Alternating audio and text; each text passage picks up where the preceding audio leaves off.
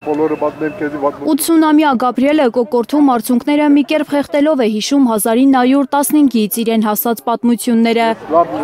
Հայրն ու մայրը Մուսա լեռան վրա են եղել, երբ թուրքերը պաշարել են այն։ Լեռան վրա են գրվողները գբորան։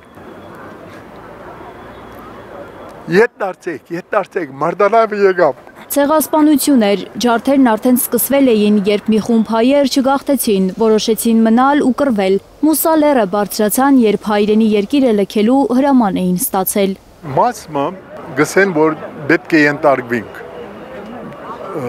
Պետության հրահանգին պետք է ենթարկվենք, շատ քիչ է դոգոսը,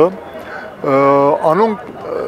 չեն մասնակցած, չեն բարձրացած լեռ, իսկ մեծամասնությունը ժողովրդին լեռ բարձրացած է։ 4-5 օրվա մեջ ամբողջ ժողովուրդը ինչ գրծած է հետերնին դանիլ, լեռ բարձրացած են եւ խումբերը սկսած են պատրաստություններ դեսնել դիմադրության համար։ Ցեղասպանության ականատեսներից Օղլեմ Բաբուն է անձամբ պատմել Գաբրիելին, թե ինչպես է առաջին կրակը արձակել թուրքի կողմը։ Ես դեսեր եմ իրեն, շատ մոդիկ պատմեր էին շատ, թե ինչպես գսե հավաքվեր էին գսե զինվորները, իրենց մեծավորը գսե ժայրիմը վրա ելած էր եւ պատմեր գսեր, որ աս թուրք բաները հայերուն աղջիկները պիտի երթան կրավենք, ամեն մեկը պիտի այսպես պիտնեք, այնպես պիտնեք, պատմեր գսե, մենք արգսե մացարներու մեջ բահվդած մդիկ կնեին, չի գրծած իմանալ գսե, մեկ հատ խփեց իրան գսե։ Խիտ ծառերով պատված լեռը ժամանակավոր փրկություն է եղել հայերի համար, թուրքերը մացառուտներում են մնացել, հայերը 53 օր դիմադրել են, որպեսզի անցնող ֆրանսիական նավերին Երևան լեռան վրայից սպիտակ սավանի վրա կարմիր խաչ են նկարել, գագաթ բարձրացրել։ Հույս ունեցած եմ, որ գրնա լալ, որ ադիգա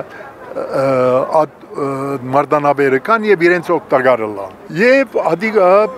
իսկապես փրկություն եղած է։ Մուսալերցիները Գաբրիելին պատմել են, որ իրենց միջի լողորդին հեռվում երևացող ռազմանավի ուղղությամբ են ուղարկել ֆրանսերեն, անգլերեն նամակներով։ Նավապետը խոստացել է 7 օրից վերադառնալ։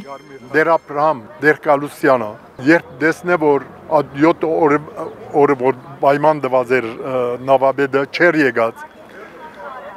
6-րդ օրն է կամ 7-րդ օրն է չեմ գիտեր, ժողովուրդին բանգնե գհորտորեք գսե որ ժողովուրդ ես հիմա գերտամ դեպի զով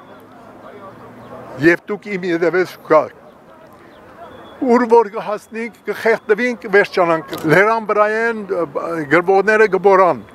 ետ դարձեք մարտալավը եկավ ուրեմն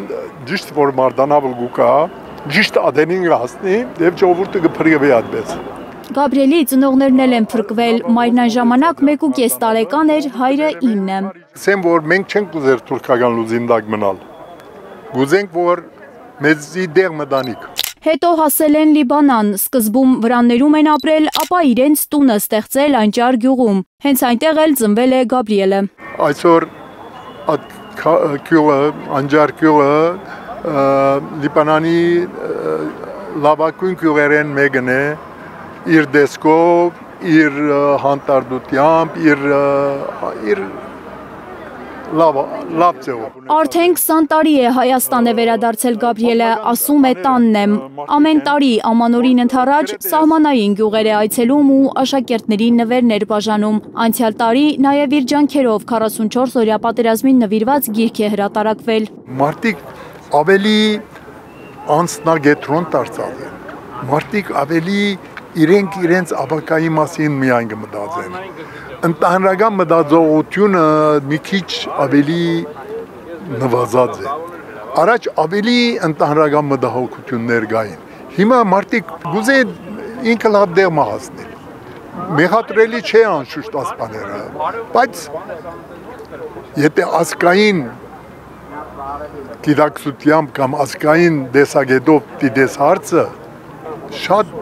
վատ է։ Խանդավառվում է նոր սերնդից, ամենաշատը սիրում է երիտասարդների հետ աշխատել։ Խանդավառվեցա, հույսս նորեն սկսավ դեղը կալ։